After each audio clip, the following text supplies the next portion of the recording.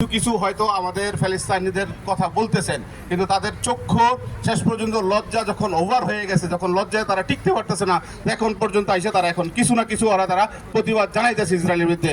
কিন্তু যখন দেখলেন, যখন মুসলমানের কোনো একটা আঘাত পায়, যেন ইসেইস নামে একটা গ্রুপ তৈরি করছে, এটাও তৈরি ছিল আমেরিকার তৈরি করার পরে তারা নিজেরা প্রপাগান্ডা করে কোনো রকমের একটা বোম্পিং চাই কিছু হইলেই মুসলমানদের উপর, সারা মুসলমানদের উপরে তারা এটা গোসাই দিতেছে, মুসলমানরা এই কাজটা করছে।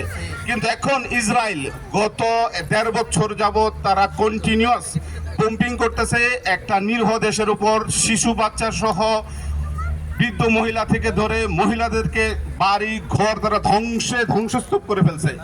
মানুষগুলাকে তারা এমনভাবে মারছে, জেনোসাইড, যে কোনো ধরনের আপনাকে টর্চারিং বলেন সেটাকে হার মানায়। বিশ্বের সবচেয়ে নিন্দনীয় খারাপ কাজগুলো তারা করতেছে, কিন্তু বিশ্বের যত মোরলরা আছে তারা নীরব, তারা কোনো ভূমিকা পালন করতেছে না। এবং ডোনাল্ড ট্রাম্প